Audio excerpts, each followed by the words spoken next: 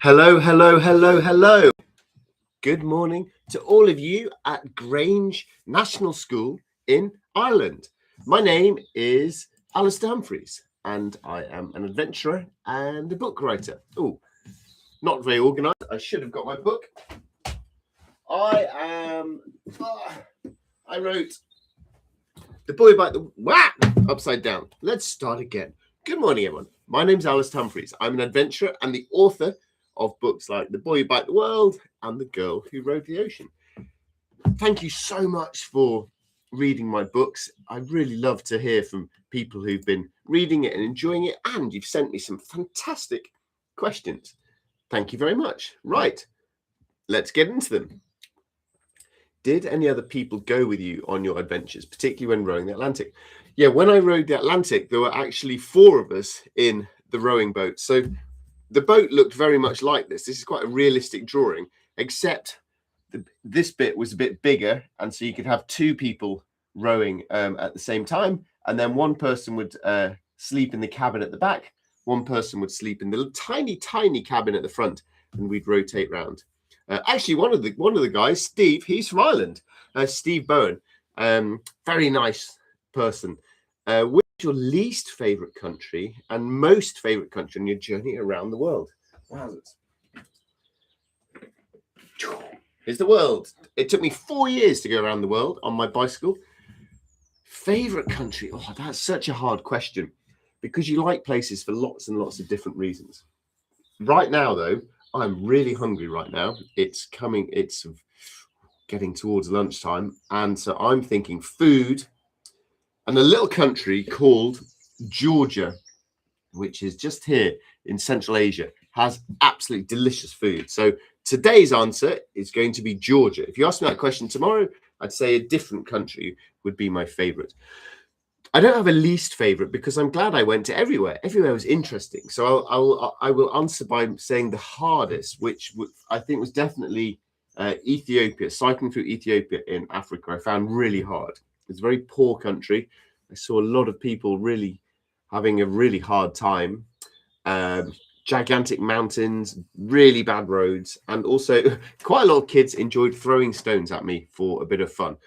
So I definitely found Ethiopia a hard country to travel through. Very nice food, though. Very good music.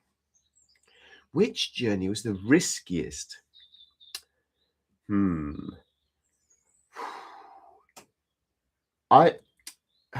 Rowing the Atlantic seems kind of a crazy thing to do, to be in a little rowing boat in the middle of an ocean. But as long as you keep tied onto the boat, you're pretty safe. Biking around the world, I met good, kind, decent people all over the world. But I suppose there is a risk on the biking of traffic, which is beyond your control. You can't control the traffic around you. So I guess that was a bit of a risk. But I don't really like doing risky things. I like staying happily alive. So I don't think of adventures as being risky. I think if you're careful and plan carefully, then they don't feel dangerous. And I think if they are feeling dangerous, you're probably not doing it right. Next question. You told of Izzy capsizing on Lucy's journey. Did this actually happen? So this book, actually, and this book, they're kind of true stories in that they're what happened to me on my adventure. But the problem I found when I rode this is, I suppose this goes back to the last question a little bit. When we rode the Atlantic, we made sure that we did everything very sensibly. We kept tied onto the boat. We looked out for other ships. We were nice and safe. We did the journey really safely, which is kind of what you want to do, right? But when you then come to write a book, it's a bit boring because nothing much happens. And so for this book, when I wrote it with just the things that had happened to me, it was a bit boring.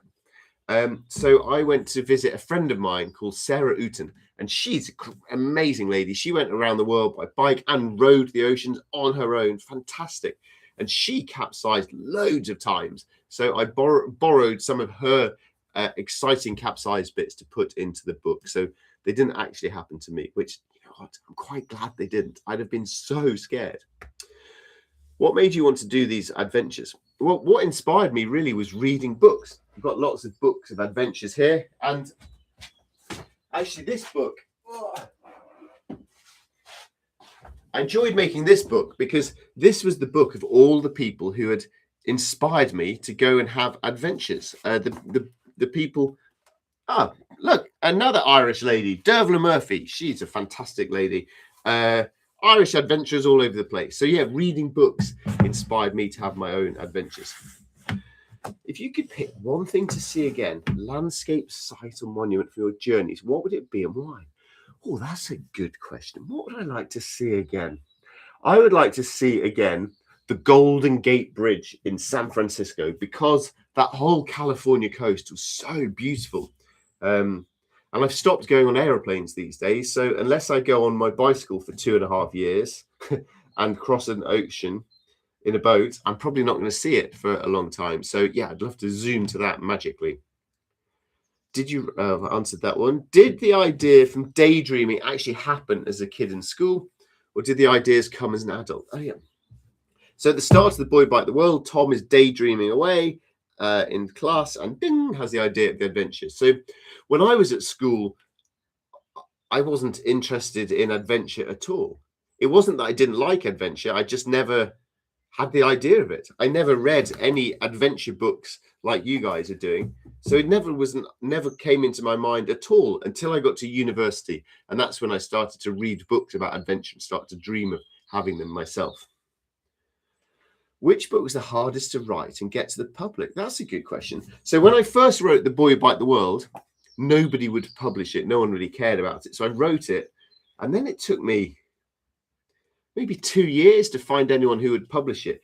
And that was quite depressing. I was quite upset. I'd put in all this work. No one wanted it. Oh, it was really frustrating. And then this book actually is interesting. When I tried to write this book, and I went to publish it, and I said, I'll write a book about me rowing the Atlantic, but there's so many things about boys and men having adventures. What we need is more girls doing cool, crazy stuff. So I'm going to turn my story into a girl. And the publisher said that that wasn't a good idea because adventure should be for boys and silly things like that. And that got me very cross. I thought, no, adventure is not just for boys. Everyone should be having adventures. And also, if girls enjoy reading books about boys, boys can enjoy reading books about girls. It's all silly. Let's just go have adventures. So I got very cross. And so that was quite a struggle to get that book out into the world. Have you been to Ireland? And if so, where?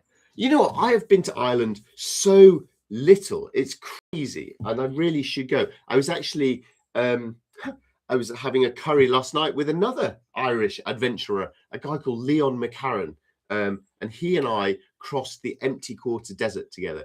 If you look on YouTube, Into the Empty Quarter, the two of us crossed the desert in from Oman to Dubai together. And yeah, he's from Northern Ireland. So where have I been? I've been to Belfast, I've been to Dublin, and I've been to...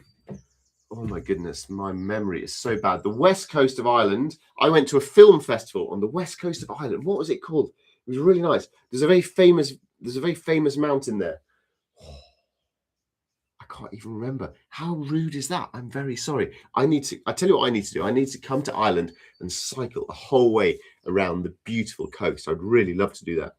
Although actually, I think what I'd like even more is to come to Ireland on a rugby weekend and watch England against Ireland in Dublin. That would be fantastic. Did you ever have to stop one of your adventures?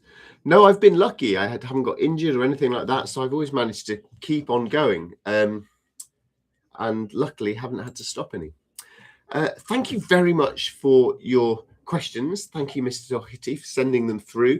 Thank you for reading my book. And most importantly to all of you, good luck with your own adventures. And you have inspired me that I need to... Look how big the world is. I'm here near London. You guys are here in Ireland. It's so near. I need to come have some adventures in Ireland. You've convinced me. Thanks so much for reading my book and good luck with all of your own adventures. Bye.